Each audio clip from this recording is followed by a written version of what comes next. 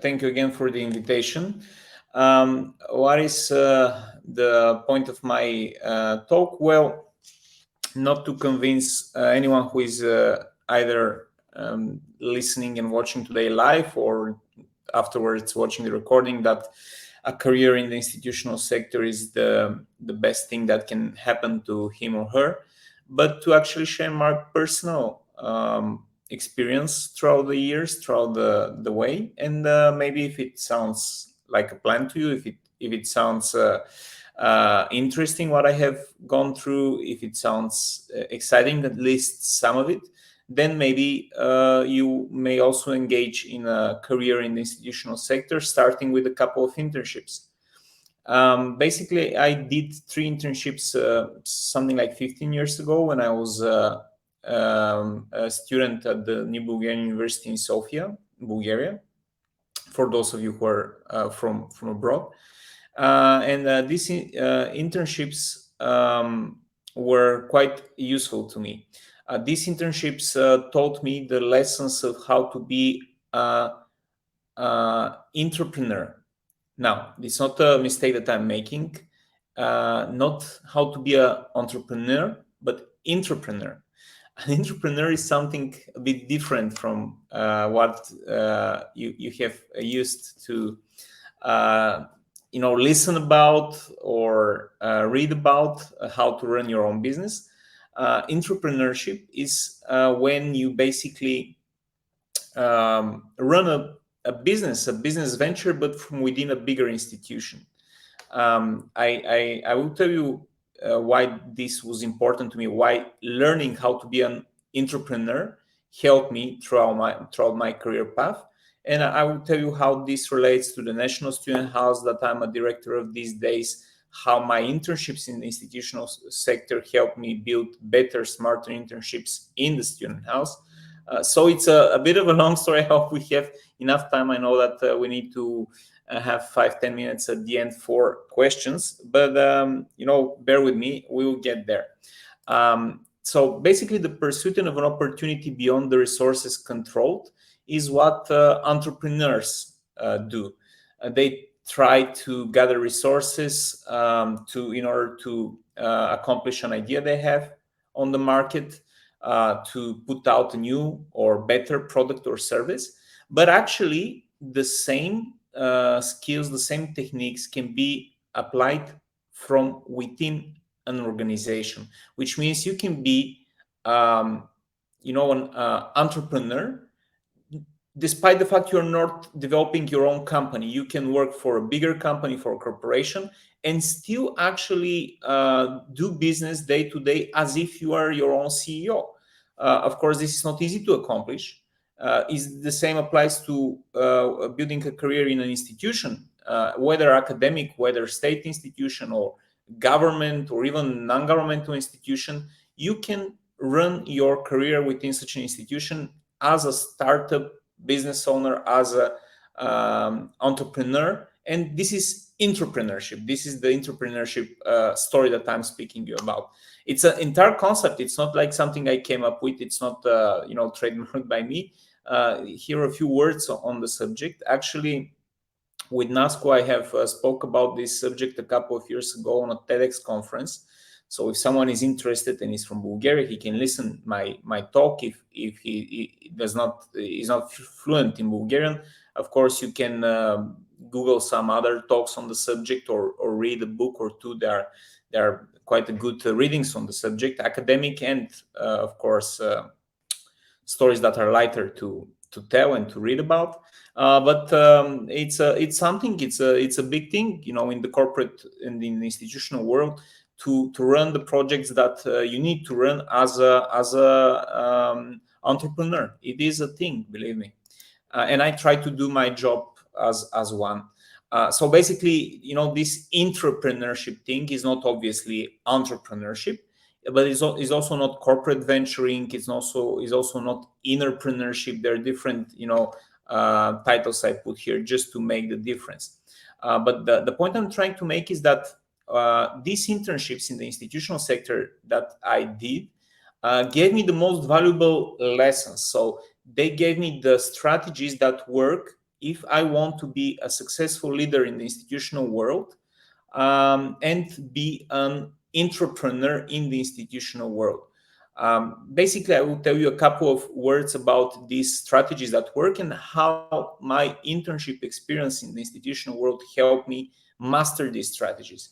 So I'm, getting warmed up and going straight to the subject. I'm trying to give you some, interesting things to think about through this talk. Not to sell you anything, especially not a career in the institutional world, but still, after this meeting, to have some ideas in your mind that you can work on in the future. The first strategy to be a successful entrepreneur, whether in an institution or in a corporation, is to be able to connect seemingly unrelated dots. What does this mean? It means that you do not necessarily need to come up with something brand new. You don't need to invent a new process how a service is done in the institutional sector. But you need to be able to gather data, gather information from other institutions, maybe from institutions from abroad, how they do business, how they serve their clients, their customers, in the public again sector, in the academic sector, in the NGO sector, it doesn't matter. You need to be able to connect these dots. And when I was a student, I did an internship in the Bulgarian small and medium enterprise agency, which is basically an agency helping to promote small business owners, connect them to business financing opportunities, expose their services abroad on international conferences. And basically, I had a project there to create a small and medium enterprise financing textbook, which, of course, textbook, not a real one, but one full of ideas where you can apply for funding, whether grant funding with, free money coming from different sources in order to boost small companies to help them get bigger and, of course, develop the national economy by growing and by getting stronger, but also, standard typical banking financing. So when I was developing this textbook full of financing ideas, I came to the conclusion, basically I connected the dots. This internship opportunity helped me connect the dots that the Bulgarian small business owners sometimes lack financial literacy, which means they're good subject matter experts. My father is a small business owner. Entire life, he has been a bus driver. He owns a couple of buses. He manages his small business great. But in terms of, the technicalities, however, he has never catched up with important aspects of financing literacy. For example, how he can leverage different leasing opportunities in order to extrapolate what he currently has in the future to project a growth and build a more sustainable company.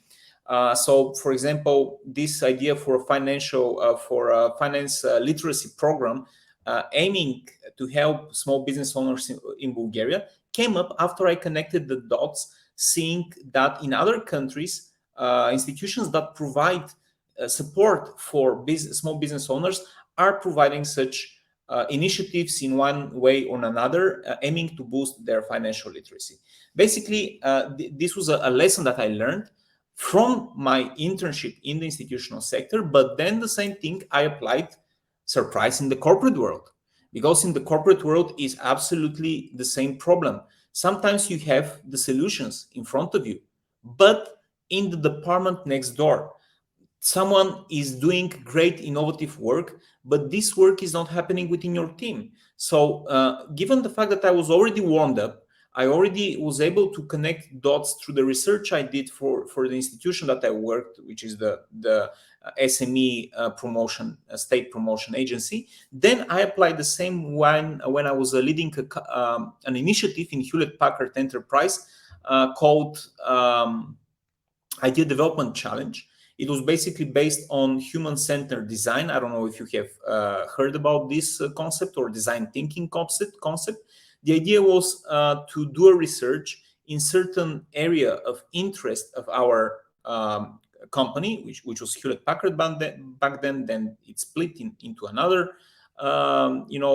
company brand, but it doesn't matter at this point. The point was that I knew that there are different innovative things happening in different accounts throughout the company, in different teams throughout the company, but they were working in silos. So when I started working there in corporate communications, I had nothing to do with innovation in particular, in terms of like running some projects in this field.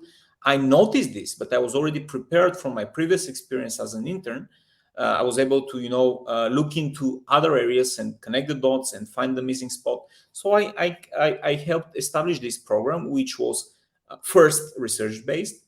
Then, based on the research that the different teams in the company were doing, we did the ideation phase with a lot of ideation challenges, helping employees to do this type of brainstorm exercises, bring new ideas to the table, share their existing ideas within their teams, with new teams, and then people from different teams to develop this idea together, unite, join forces, join tools. The best ones, the best ideas were going to an innovation council. Then the innovation council was choosing the ones that will go shortlisted, and those shortlisted will actually be applied throughout the entire company as a good practices, and the company would invest in their scale up. So basically, this was one thing that taught me to be an entrepreneur from the institutional sector, and I applied this skill in the business sector. I'm not going to go into it. Of course, I have some information, but if someone is interested in how to apply design thinking, you can reach out to me. Another idea that I had that again came from my experience as an intern in the institutional sector was to always try to identify allies, look into different stakeholders, think how they can have stake in the success of my project, and try to engage with them. Otherwise, the lesson to always try to engage.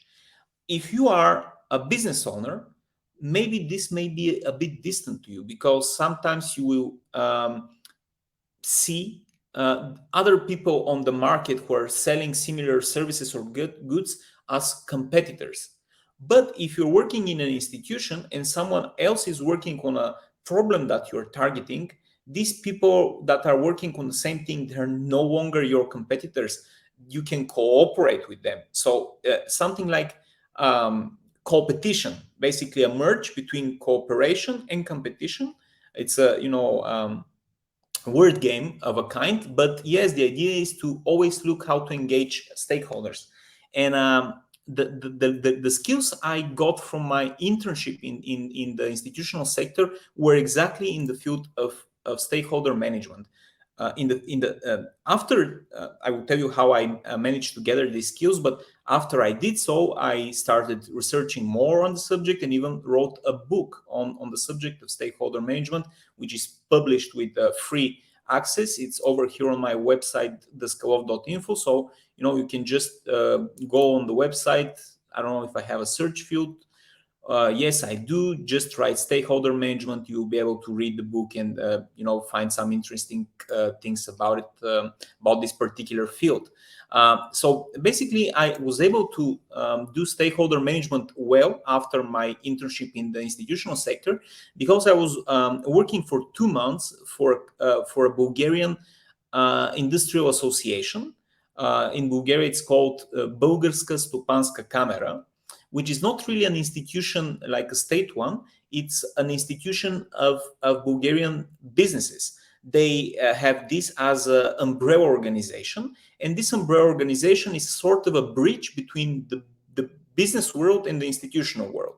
I was working as an intern to the parliamentary secretary, and my work that was assigned to me was to research the legislative work happening within the parliament and assess which politicians are, business friendly, in which fields, in which industries, which politicians are not necessarily business friendly or even business aggressive. And of course, see not only black and white, see the gray area, where you can try to influence if people are open-minded, where you can't. So this experience, because basically I was researching what is happening in the Bulgarian parliament, I was making these charts with the different politicians, parliamentarians running the different legislative initiatives, how these initiatives impact positively or negatively the interests of business. So this helped me identify stakeholders well.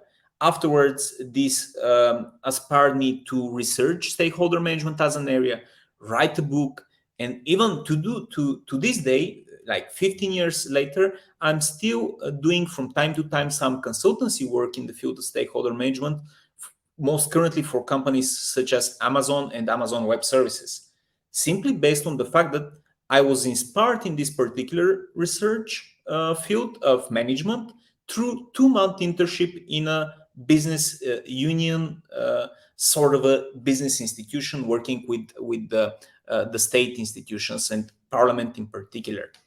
And I gave an example. I would not have time because I'm probably too talkative.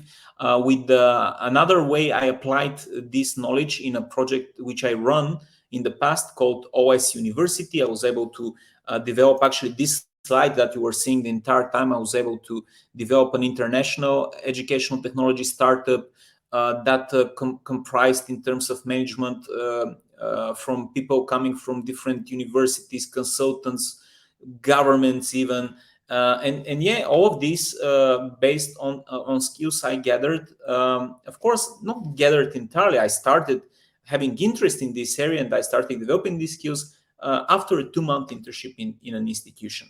The third lesson, which if you want to be a good entrepreneur, remember, someone that runs projects in an institution or a company, like as if he is a CEO of his own company. So if you want to be this person one day, or even now, like tomorrow, you should always be able to look for detours, because institutions in particular, sometimes they're very narrow-minded. Sometimes the processes are very old, very strict, and if you just follow the process without thinking how to bypass a certain blockage on the way, you would not be able to accomplish anything.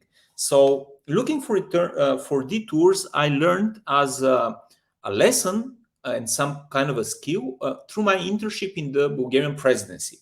I was working in the office of the president, again, for 2-3 months maximum. That was the case. And I was doing research.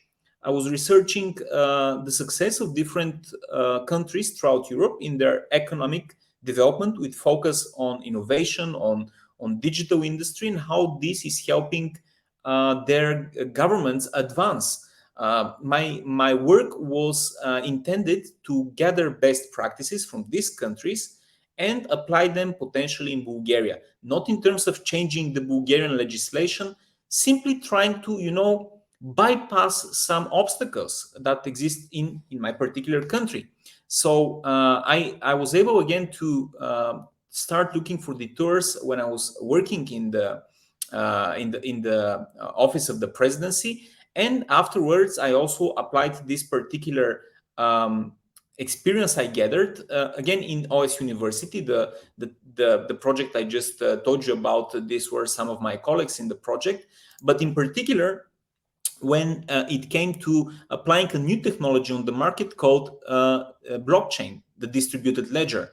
The problem with blockchain was that it was not regulated well in Bulgaria when it became hot in 2000, after 2015, 16.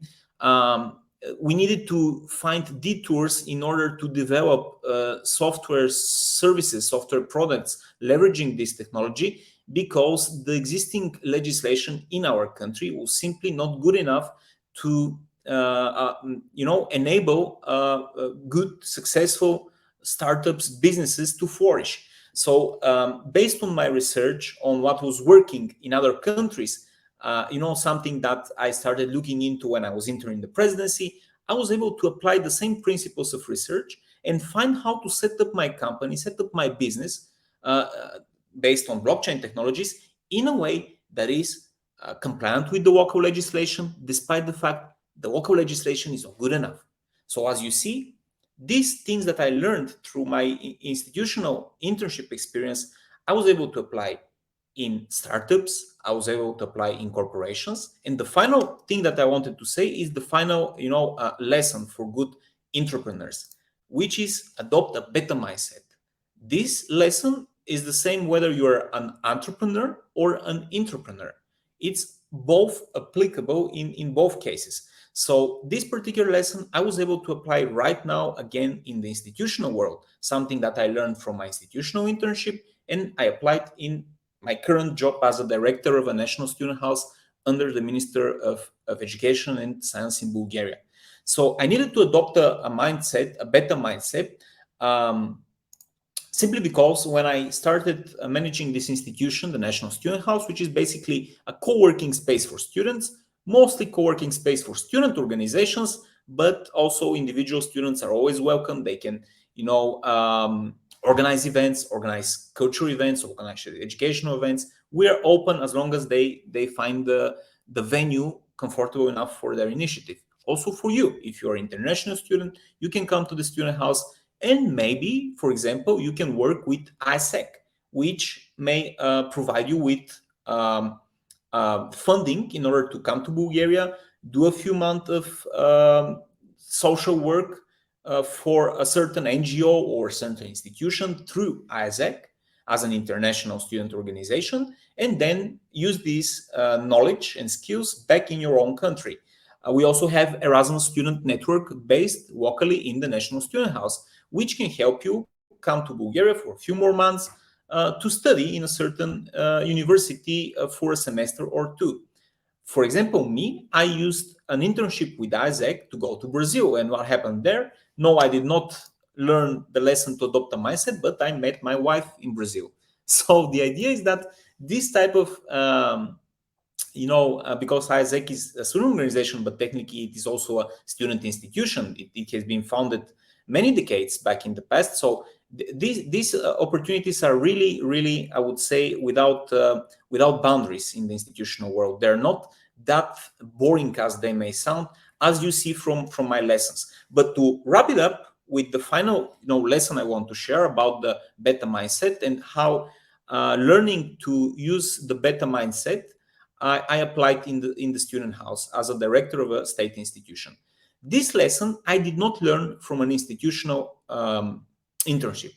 I learned it from my startup experience because I needed to create software products based on beta versions, which I tested on the market. And if they were good enough, if there was interest, I further developed these projects.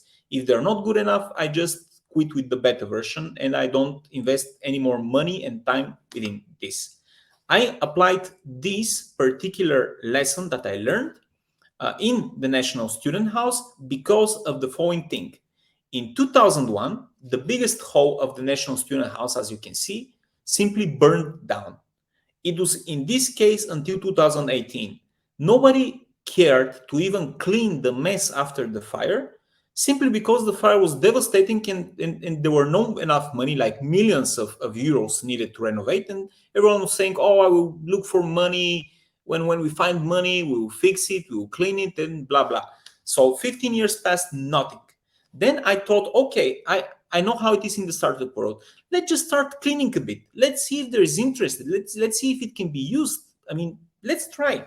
So we started with some initiatives with students, not necessarily interns, mostly volunteers.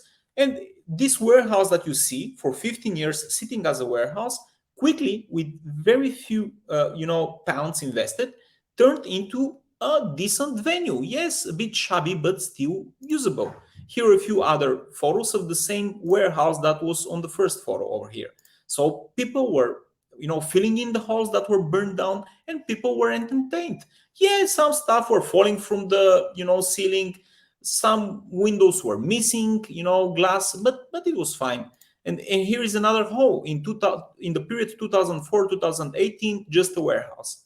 When we started, applying this concept for a beta version to test it out, if there is interest in this place, instantly there were people wanting to organize art exhibitions, wanting to organize alternative theater plays. The same thing with the biggest hall that we have until today. It was in a very bad shape. But for example, okay, I cannot leave 500 people in this place because it's dangerous for them. But some actors found inspiration and started shooting movies inside this hall. So basically, I managed this institutional revival as a startup. What I'm trying to say is that I'm not trying to sell you the institutional internships as the best one or better than corporate internships or better than internships in the startup world. I'm trying to show you that you can learn great lessons how to be an entrepreneur from the institutional internships and apply them in the corporate world, apply them in the startup world, but also vice versa. You can learn great things from internships or actual experience as startup participants or as participants in an internship in a big corporation, and then apply them in an institutional environment. It is functional. I was able to do it. I'm not anything special, and I'm sure, you will be able to do it as well. You just need to have the inspiration. I got my inspiration from my institutional internships. I hope you find your inspiration from wherever you find fit. If you want to hear more on my experience, I'll be happy to share on another occasion. Right now I'm running out of time, but I'll be happy to hear any feedback that you may have. More or less, that's about all. Follow these lessons, stick to them. If you need mentors, speak to mentors, and just go for it. That's my advice to all that are listening, and thank you for your time.